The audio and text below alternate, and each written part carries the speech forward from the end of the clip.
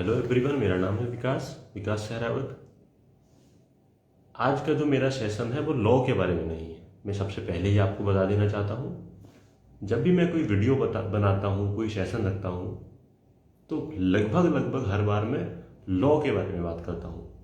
Law से related कोई issues लेकर आता हूँ, उस पर कोई वीडियोस बनाता हूँ। लेकिन आज का सेशन एक बहुत महत्वपूर्ण विषय के ऊपर है। विषय है मेंटल हेल्थ। अगर आप लॉ से रिलेटेड कुछ देखने आज इस चैनल पर आए हैं तो आज ये वीडियो आपके लिए नहीं है। लेकिन हाँ, अगर आप मेंटल हेल्थ से रिलेटेड कुछ जानना चाहते हैं, कुछ समझना चाहते हैं, तो ये वीडियो आपके लिए है, ये सेशन आपके लिए है। बेसिकली मैं एक कहानी के माध्यम से, एक कहानी नहीं है, एक रियल इंसिडेंस है। एक मेरे नोन है, उनकी फैमिली में एक वाक्य हुआ है, आपके साथ आज मैं वो शेयर करना चाहता हूँ। हो सकता है आपको ये स्टोरी बड़ी डीमोटिवेटेड सी लगे, लेकिन लास्ट में जाकर हम उसके बारे में बात करेंगे कि क्या मैसेज निकल के आता है। अभी से बात नहीं करते हैं। कहानी की शुरुआत कुछ 30-40 साल पहले हुई। एक लेडी की शादी हुई, एक जेंट्स के साथ हुई। स्ट्रेट फॉरवर्ड चलते हैं। ये जो बंदा है जिससे उस लेडी की शादी हुई, बहुत शराब पीता है, एडिक्टेड है, बहुत ज़्यादा ड्रिंक करता है, बेहद शराब पीता है, चीज़ों का ध्यान नहीं देता है। जैसे तैसे उनका करियर चला, बच्चे हुए। लेकिन जब वो अधेड़ उम्र में आया, 40-45 की उम्र में आया, वो व्यक्ति ज़्यादा शराब पीने की वजह से उसकी डेथ हो गई। उसके बाद लेडी अकेली, बच्चों की जिम्मेदारी, घर की जिम्मेदारी, दुनिया भर की चीज़ें संभालते संभालते अपना परिवार चलाने लगती है। बच्चे धीरे धीरे बड़े होने शुरू हुए। फिनेंशियली थोड़ी दिक्कत थी। दोनों बच्चे ट्राई करने लगे कि अब वो घर चलाएं। हुआ भी ऐसे ही। दोनों बच्चे घर चलाने के लिए पैसे कमाने लगे। घर की जिम्मेदारियां निभाते निभाते थोड़ी एज दोनों की ज़्यादा हो गई और शादी होने में दिक्कत आने लगी। जो बड़ा वाला बेटा है वो जैसे तैसे अपना घर चला रहा है। घर चला रहा है मतलब कंट्रीब्यूट कर रहा है परिवार में। लेकिन जो छोटा वाला बेटा है उसको बड़ी दिक्कतें आ रही हैं। कई सारे बिजनेस उसने स्टार्ट करे लेकिन वो सक्सेसफुल नहीं हुए।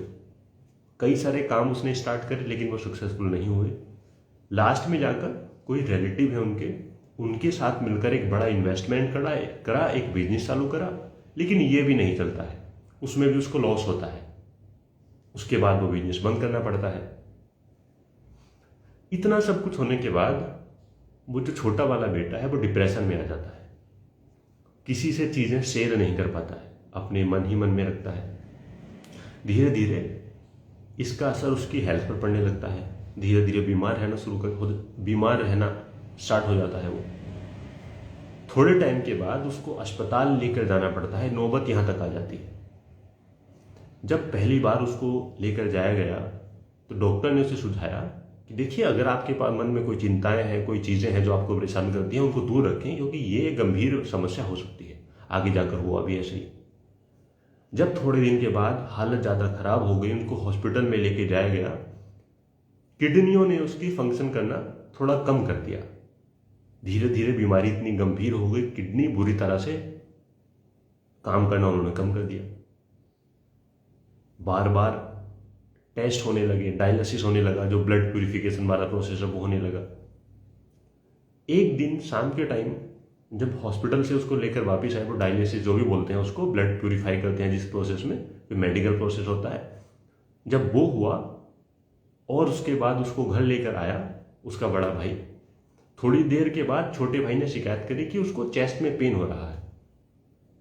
बड़े भाई ने बोला कि अक्सर जब हम ये इलाज कराते हैं, ये ट्रीटमेंट कराते हैं, जो प्रोसेस करा के आए हैं, जब ये कराते हैं उसके बाद तुम्हें ये थोड़ी दिक्कत होती है।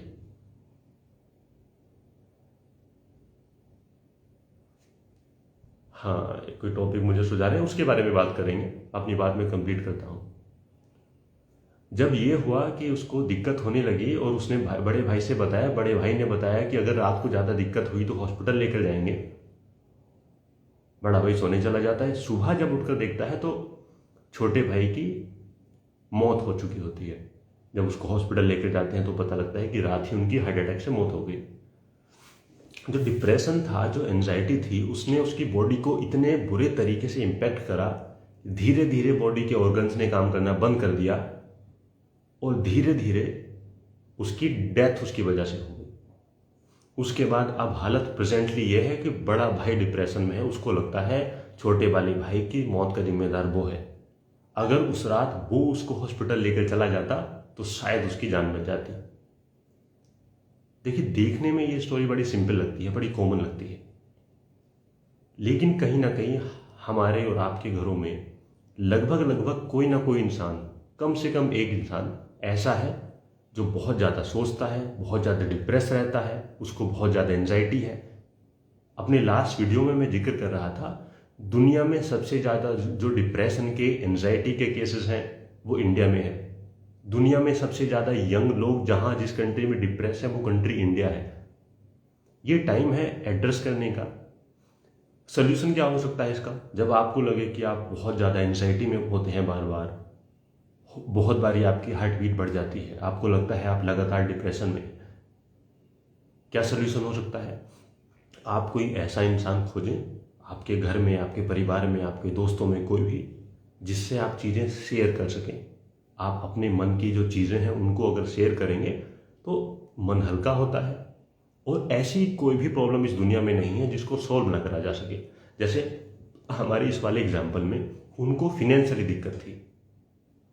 न जाने कितने सारे ऐसे लोग हैं जो ट्रैफिक सिग्नलों पर किताबें बेचकर अपना घर चलाते हैं। न जाने कितने सारे ऐसे लोग हैं जो ट्रैफिक सिग्नलों पर पानी की बोतलें बेचते हैं और उससे अपना घर चलाते हैं, उससे वो पैसा कमाते हैं और अपना घर चलाते हैं।